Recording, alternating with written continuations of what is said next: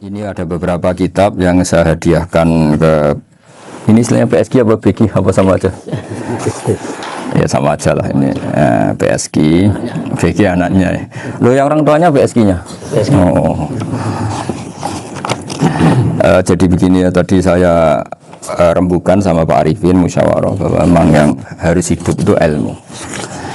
Ad-dunya mal'unah, mal'unun ma fiha illa aliman au muta'alliman wa mawalahu. Ada yang illa zikrawah wa mawalahu au aliman au muta'alliman. Jadi dunia ini semuanya terlaknat. Semuanya terlaknat. Seluruh isinya dunia ini terlaknat kecuali orang yang alim, kecuali orang yang belajar atau yang dekat-dekat situ. Nah, kenapa terlaknat? Itu ibarat kita orang Indonesia nggak tahu kalau Pak Jokowi itu presiden. Itu kan ngawur sekali. Masa orang Indonesia nggak tahu kalau Pak Jokowi presiden. Kita hidup di PSG nggak tahu kalau pendirinya misalnya Pak Kures Habib Ali. Nggak tahu kalau ustadznya Pak Arifin, Pak Wafa, itu kan ngawur sekali. Nah, andai kan tidak ada pelajaran, maka kita nggak tahu kalau Tuhan kita Allah itu kan ngawur sekali. Nempat di buminya, makan rezekinya, kita menikmati fasilitasnya, tapi nggak tahu yang punya. Nah, sehingga di sini kadang orang-orang humanis protes, masa orang-orang kafir yang amal nggak diterima Allah, agama ini kok kayak sadis. Sebetulnya bukan gitu cara pandang. Bagaimana diterima sementara mengamalkan harta yang tidak miliknya. Itu kan ibarat saya punya uang 1 miliar, terus disedekahkan Pak Wafa ke Pak Arifin, terus dia bilang ini dari saya, tolong diterima. Terus Pak Arifin bilang makasih. Dunia ini mbahmu, tak kan gitu kira-kira. Ya jadi itu logika kenapa ngamalnya orang kafir gak diterima. Karena nggak ngaku yang punya. Iya. Jadi ibarat saya nempat di sini nginep terus terima kasihnya sama Muntahar, nggak sama Habib Ali. Memangnya dia yang bikin gitu. Jadi orang nggak kenal Tuhannya itu buruk sekali. Mal'un. Nah, bisa kenal Tuhannya dimulai dari mana? Illa aliman au muta'aliman. Yaitu harus proses belajar mengajar. Mau tidak mau. Makanya setiap ilmu, makanya saya tadi rembukan sama Pak Arifin, semuanya harus atas nama ilmu. Ibadah itu nomor 2, akhlak nomor 2. Semuanya nomor 1 itu ilmu. Sekali ilmu ini hilang, maka semuanya hilang. Makanya di Quran dimulai Iqra bismi rabbikal ladzi khalaq. Termasuk sifat Allah Ta'ala yang awal-awal dikenalkan apa? Iqra wa rabbukal. Ketika Allah mensifati dirinya akram, alladzi 'allama.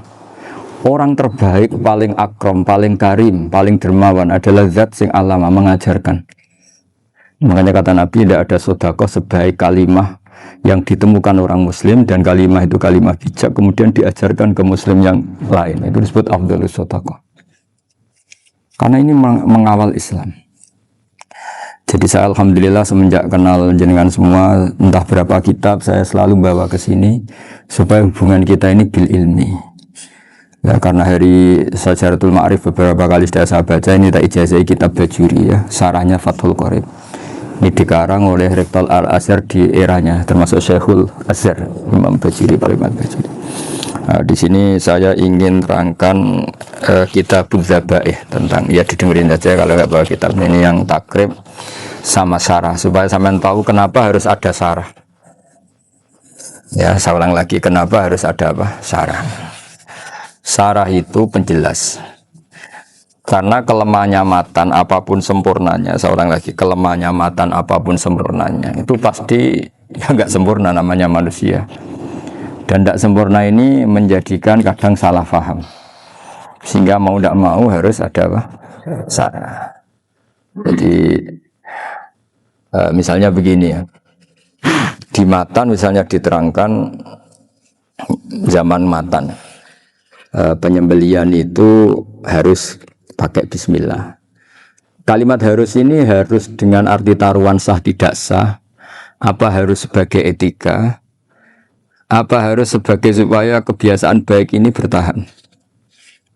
Saya ulang lagi ya, misalnya Pak Arifin dawuh teng jenengan cung nak nyembelih pitik kudu maca bismillah. Kalau kamu memotong hewan harus baca bismillah. Kata harus itu apa artinya syarat sah, sehingga kalau tidak baca tidak sah. Apa keharusan dalam makna etikanya harus baca bismillah. Jadi urusannya hanya apa? Etika atau afdoliyah. Atau kita tidak ingin kultur baca bismillah itu hilang, sehingga barang tidak wajib pun kita wajibkan supaya kultur baca bismillah itu tidak hilang. Nah, Imam Syafi'i itu milih yang tidak wajib. Itu hanya urusan etika. Sehingga zabihatul muslim meskipun nggak baca bismillah, baik secara sengaja maupun lupa tetap halal ya, tetap sah, tetap halal.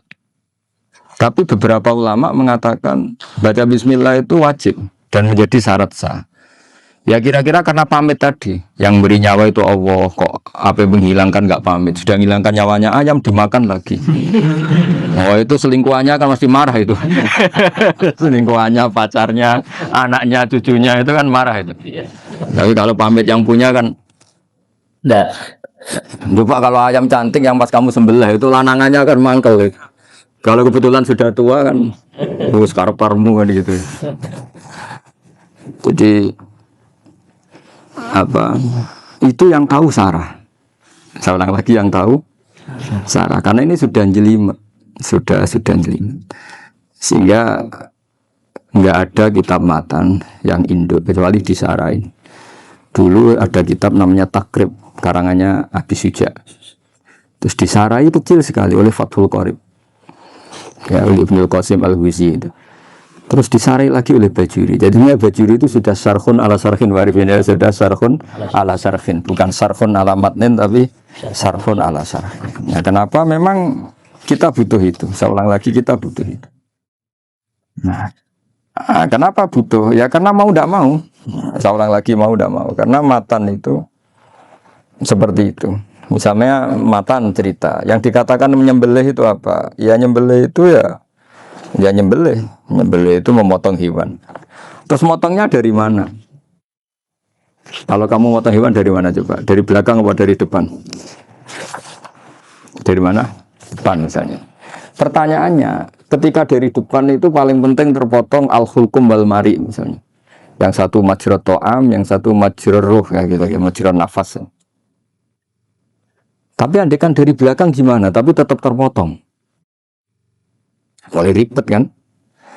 Kalau kubu sebelah kan enak. Pokoknya nggak sunnah Rasul seperti itu, nggak mau debat. Tapi kita nggak, cara berpikir nggak gitu. Ini kan status hukumnya halal apa haram ketika ada orang motong hewan dari belakang. Nah, terus kita berdebat kan, mesti berdebat itu mau dibilang haram, nyatanya memenuhi syarat apa tadi pemotongan, hukumnya kena, amarinya kena. Mau dibilang halal, jangan-jangan pitiknya sudah pingsan, sudah mati karena dogrok-dogrok dari belakang. Nah, itu terus ulama debat, kan mungkin juga, ya kan, pitiknya sudah setengah kena corona, pingsan terus, ya kan, sudah pingsan terus digorok. Nah seperti ini mau tidak mau kita harus detail. Detail artinya yang dikatakan menyembelih itu apa? Ya nanti tak bacakan tabir di Bajuri ya, sekaligus ijazah untuk jenengan semua. Saya tadi alhamdulillah ketemu Pak Arifin lama, ngendikan panjang lebar tentang pentingnya ilmu. Yang dikatakan menyembelih adalah mematikan hewan yang hidup dengan kaifiyah syariah. Saya ulang lagi ya, mematikan hewan yang hidup dengan kaifiyah syariah. Nah kalimat hidup ini mulai masalah. Hidup yang apa? Misalnya ada hewan, saya sering kalau ngaji cerita, ada ayam jago ketandang mobil, ketabrak mobil, kejet-kejet. Enggak kamu sembelih pun 1 menit lagi pasti meninggal. Ini kan hanya koordinasi prosedur saja. Karena prosedur ayam mati harus kejet-kejet. Enggak boleh enggak langsung peletas mati, enggak boleh. Nah pertanyaannya ketika kejet-kejet ini kamu sembelih, itu halal apa enggak? Wong enggak ada disembelih juga sudah mati. Artinya enggak penyembelihan ini kan tidak memberi kontribusi pematian, tapi enggak ngefek gitu. Makanya terus ada perdebatan. Ada hayatun mustaqirrah, ada hayatun ittiroriyah, ada harokatu masbuh. Itu kalau enggak sarah enggak bisa. Lalu pertanyaan nakalnya begini. Saya itu betul pernah ngalami itu. Wayam jago itu kan mahal, apalagi kalau Bangkok kan. Saya pas jalan-jalan sama anak saya, sama jalan-jalan mau ke pasar itu di pertolongan tuwer mak. Ku sih halal tau ora? Karena tanya orang awam, halal kata saya gitu. Padahal andai kan tidak disembelih ya pasti mati. Suatu saat ada yang mengkonfirmasi lagi. Saya bilang kalau kiai ya tidak pantas makan ayam gitu. Tapi kalau kamu tidak kiai ya pantas saja. Daripada tak halal lo geremeng eman kan ribet. Nah sebetulnya itu dalam mazhab Syafi'i itu tidak halal karena dia sudah tidak punya hayatun mustaqbirah. Karena tadi setengah menit lagi atau 1 menit lagi pasti mati. Kan dia belum mati karena koordinasi Israel saja tetap yang nyambil itu. Tetap kan nggak segampang itu kan tetap prosedur apa? Jalankan SOP. SOP-nya harus ada. Nggak boleh mati selonang-selonang itu nggak boleh. Tetap ada SOP kata Warimun ada SOP. Dia kalau sama saya bisa guyon kalau. Nah, tapi misalnya nanti pertanyaan. Tapi dalam mazhab Maliki itu diabaikan, hayat mustaqirrah, hayat ittiroriyah, hayat itu diabaikan. Cara berpikir Imam Malik lebih matematis. Kalau nggak disembelih itu matinya berapa menit? 1 menit lagi. Gara-gara disembelih dia mati sekarang. Berarti eksekutornya ya peso itu. Ya berarti peso itu memenuhi kriteria mematikan sesuatu yang masih hidup, hewan yang hidup dengan cara syar'i. Jadi andai kan ada rapat malaikat, matinya karena apa? Karena peso apa karena kecelakaan? Karena peso. Ya kan? Karena kalau nggak tanpa peso nunggu 1 menit, gara-gara disembelih langsung terjadi sekarang. Nah karena hukum halal ini yang menarik dan menguntungkan. Di bab ini orang jadi Malikiyah semua. Maksud saya. Jadi kita ini sebetulnya Syafi'i pecundang gitu. Syafi'i partai politik. Jadi kalau sedang tidak menguntungkan ya kata siapa kita Syafi'i banget. Tidak juga itu. Jadi karena tadi ya kalau pada level pada level perdebatan ulama itu ada tadi ya ada seperti itu, ada hayatun mustafirah, ada hayatun ittiroriyah, ada harokatul masbuh. Jadi tak baca ya supaya dapat barokahnya ulama ya. Jadi tak baca taksinya ini di halaman, terus kitab ini saya tinggal sebagai amal saya, keluarga saya, sebagai penghormatan saya sama Habib Ali, Habib Quraisy, Habib Hussein semua.